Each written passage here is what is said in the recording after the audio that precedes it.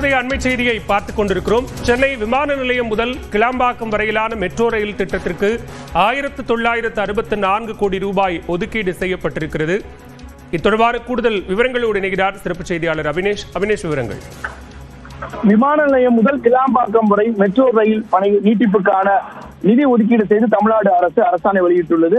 குறிப்பாக இதற்கான நிர்வாக பணிகள், நில கையகப்படுத்தக்கூடிய பணிகளுக்காக 1964 கோடி ரூபாயை நிதி ஒதுக்கீடு செய்து தமிழ்நாடு அரசு அரசாணை வெளியிட்டிருக்கிறது. குறிப்பாக சென்னை மெட்ரோ பேஸ் 1 சொல்லப்படக்கூடிய சென்ட்ரல் ரயில் நிலையம் முதல் விமான நிலையம் வரை பேஸ் 1 என்பது தற்போது இயங்கி வருகிறது. அந்த விமான நிலையம் முதல் கலைஞர் நூற்றாண்டு கிளாம்பாக்கம் பேருந்து நிலையம் வரை நீட்டிப்பு செய்வதற்கான ஆய்வு சாத்தியக்கூறுகளை ஏற்கனவே மெட்ரோ ரயில் நிறுவனம் ஆய்வு செய்து அதற்கான அறிக்கையை தமிழக அரசிடம் சமர்ப்பித்தது. இந்த நிலையில அதை ஆய்வு செய்து முதற்கட்ட பணிகளுக்காக 1964 கோடி ரூபாய் நிதியை ஒதுக்கீடு செய்திருக்கிறது. குறிப்பாக விமான நிலையம் முதல் கிளாம்பாக்கம் வரை 13 ரயில் நிலையங்களுடன் 15.46 கிலோமீட்டர் தூரத்திற்கு இந்த திட்ட பணிகள் நடைபெற உள்ளது. முதற்கட்ட மெட்ரோ பணிகளுக்காக இந்த நிதியை தமிழ்நாடு அரசு ஒதுக்கி அதற்கான அரசாணையை வெளியிட்டுள்ளது. பாலு,